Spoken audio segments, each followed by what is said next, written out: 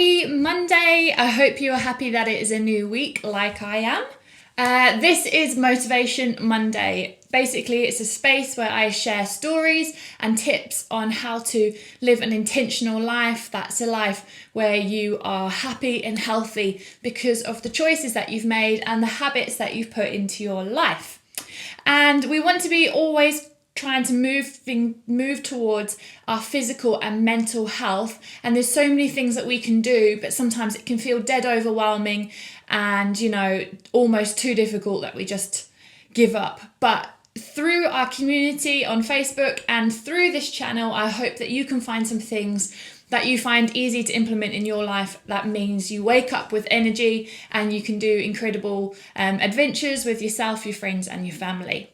Okay, so this week we're going to be talking about what is the bare minimum, because I know that it's so easy sometimes to be so overwhelmed with everything, all the tips. Everybody's like, drink honey, take this vitamin, take this, do this, read this, meditate, reflect, whatever. And you're just like, well, that's already 10 things I've got to do on my to-do list. And I can't even get to the first one, which is get my kids to school, So I just can't stand telling people to do stuff without trying to show them how they can do it. And to me, the how is the bare minimum. Now, I don't know if you know about me, but my name is Sarah Clark and I own a gym and I have an app called Fitting in Fitness. And the whole premise of what I believe in is that, moving our bodies every day has to be a non-negotiable. Like brushing your teeth, moving my body every day means that my head is in the right place, my body is in the right place, and I'm going to continue to have a head and a body for the rest of my life. Just like when I brush my teeth, I want to have teeth for the rest of my life. I'm doing the same with my exercise and everything around that. So that is what I believe in, but how do we actually put that in place? And I know when somebody tells me that I need to do something instantly, I don't know what it is about me, but instantly I'm just like, oh. I mean, it could be something I enjoy. And for some reason, my body's like, oh my word, another thing. And I think maybe it's because in this life, we're so overwhelmed. We've got so much to do. We're being told to do so much. We want to do so much. We have so many choices that we're completely overwhelmed and a little bit stuck because we've had too much choice. So how do we take up this busy life that we've already got and add more things to it? And my answer to it, whether you think it's right or wrong, is just do the bare minimum. Because, now hang tight with me there, I know there's some perfectionists that'll be watching this be saying, don't just do the bare minimum, do it all, do it great. My idea is that if we just do the bare minimum, and we do it consistently, we will get results from it and it will actually motivate us further to do more, okay? So the goal is to do more, it's just that I'm not telling you to do more today. Today, I'm not telling you to do the bare minimum. Or maybe to put it another way, today I'm telling you to do what you can do. Like in the previous video where I had the question put to me of what's the best length of workout I should do, and my answer is the best length of workout you should do is the workout that you can fit into your day. It's the same here. What's the minimum that you can fit into your life today that will affect your health tomorrow? That is what we're looking at. So I'm going to go into this in 3 different ways, 3 different things that I think basically represents our health. And that is our bodies, so our physical bodies. So moving our bodies, fueling our bodies, which is eating, nutrition, and then our minds. So our bodies and minds, physical and mental health. Okay, so here's the big question. What is the bare minimum I need to do to maintain or to better my physical and my mental health? All right, I'm going to try and do this as simply as possible. And I'll make the nice little slide for you to go with this video too.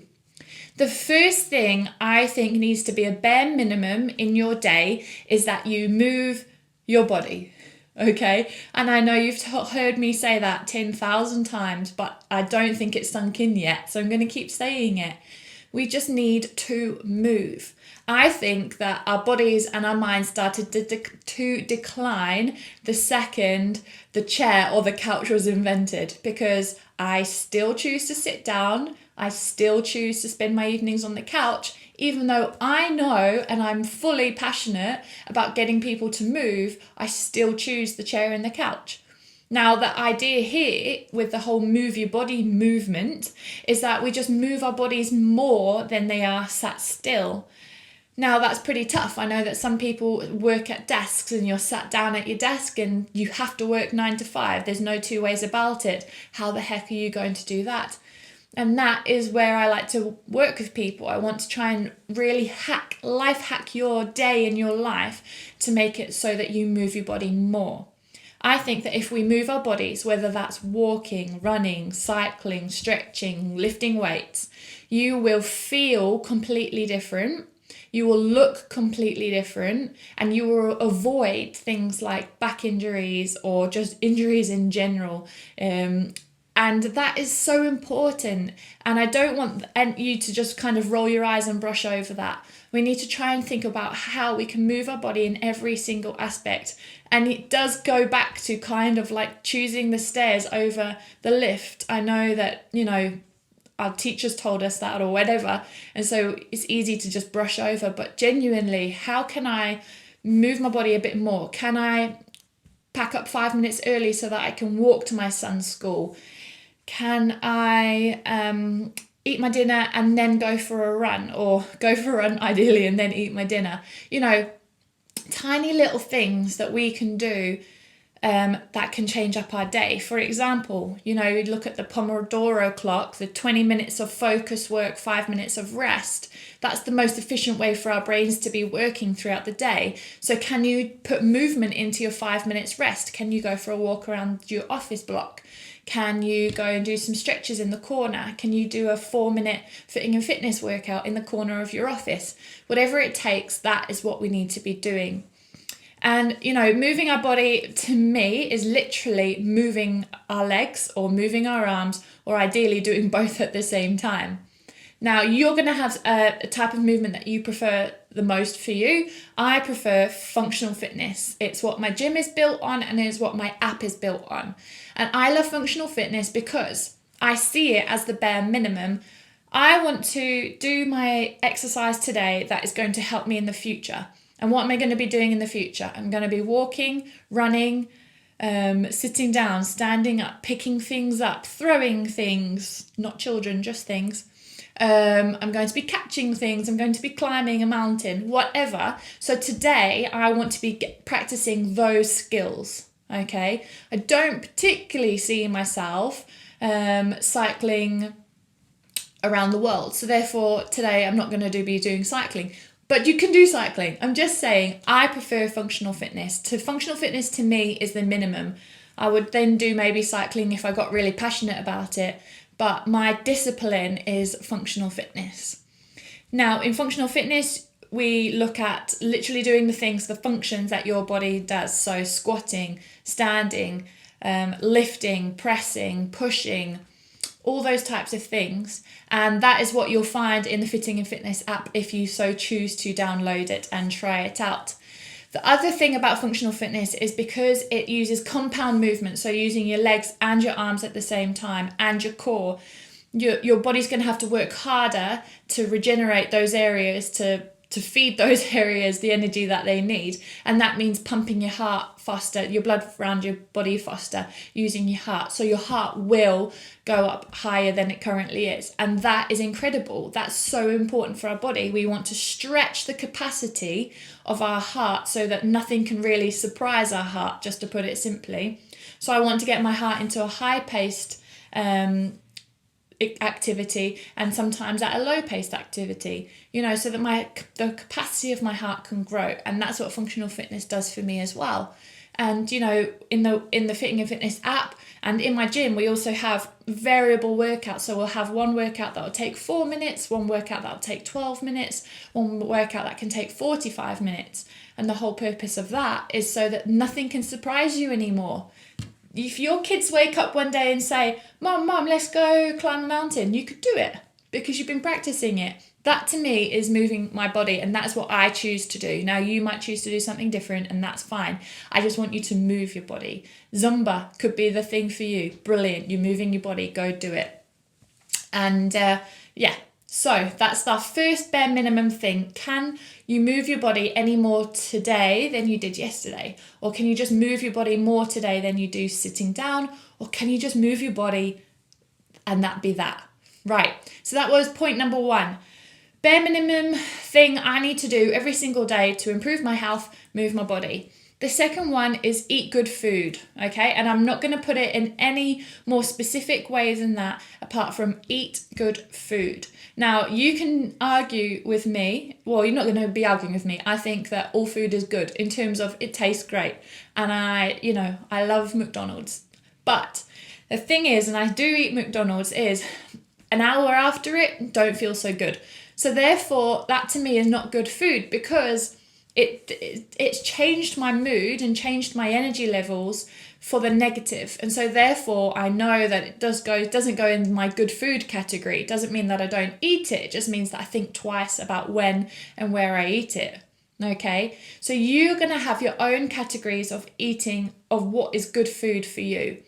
And I think what we need to be doing as we go through our day, our bare minimum exercise, number 2, is to reflect on what is good food for us. Okay, so it's almost like mindfulness for eating. So you choose probably the quickest, most convenient thing for breakfast. Brilliant, keep doing that. But I want you 1 hour later to kind of think back to your breakfast and think, how am I feeling now? Am I tired? Am I lethargic? Am I full of energy? Does my skin itch? Do I feel bloated? That type of thing. All those things are very important because if you remember that after you've eaten 3 rounds of toast that you're feeling lethargic and bloated, tomorrow when you're choosing your breakfast, you're not telling yourself, oh, toast makes me fat. You're thinking to yourself, toast just doesn't make me feel great and I want to feel great today. And so you're making a choice that is a healthy choice based on truth and not lies, because toast does not make you fat. Okay, so I want you to, your bare minimum exercise number 2 is to eat good food and reflect on what you eat. So I quite often work with clients on a food mood diary. It's just literally simple. Write a post-it note of what you had. 1 hour later, put it on your screen. 1 hour later, look at your screen. Okay, I had avocado on toast this morning. Oh no, very posh. I didn't, but that would be a posh person thing to do. So you would look at that and you think, how am I feeling now? You know what, I'm feeling actually quite good. I'm focused. I'm not irritable. My tummy's feeling great. And so, and then you put that down as like on your list of things that you can grab on a convenient day, because convenient just means that you've intentionally planned it. So you intentionally have got avocados in the house or whatever it is to you. I am not going to tell you what food is good and what food is bad for you because I don't know you. Okay? Now, that was number 2, food, mood, eat good food. All right. Number 3 is kind of, I've already touched on it with the last 2, but just taking time to think about your body and listen to your body. Okay. And I don't mean that in a super spiritual way. I just mean that as having some time in your day where you think back to your morning and you think, how did it go? Did I wake up with energy? If I did, why? Did I have a good amount of sleep? How long did I sleep? Did I do the right thing before bed? Did I switch my devices off? Blah, blah, blah. We all know the things that we've got to do. We just don't do them. But if we think back to them and then think, actually, I had a rubbish sleep, but I know that I didn't do those things, you're more than likely going to choose them the next time that night or the next time you know you need a good sleep. Okay, so taking time to really think out about your body, like the food. How's my body feeling right now? What have I done? The only reason I genuinely choose to exercise every day is because I can remember how it felt to exercise the last time I did it. So I really want you to try and do that. So take some time, whether you write it down, whether it's just a conscious thought, whether you talk it through with somebody, just reflect. I feel great today and I think it's because I did ...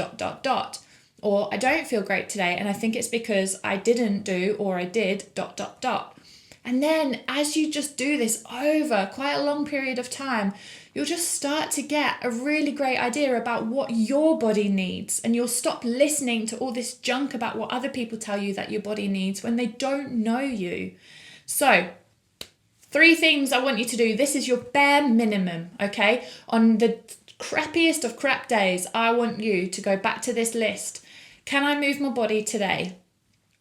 Can I eat good food? And if I don't know what's good food, can I start to record what's good food for me? And then 3rd one, how am I feeling today? Why am I feeling it? And what could I do better tomorrow? That's your bare minimum. And once you've done that for 2-3 months, then you can go back and say, okay, right, I know my body now slightly better and I've got some goals. Now I can adjust my goals, or now I can work with a personal trainer, or now I can start a plan, or whatever. But until you know your own body and your own routine and your own life, I just don't want you to start anything, because I don't think you'll finish it. And the last thing we need in this life is to feel rubbish for not finishing something, because everything is pretty tough. All right. So let's give ourselves a fighting chance. Let's be intentional about our choices.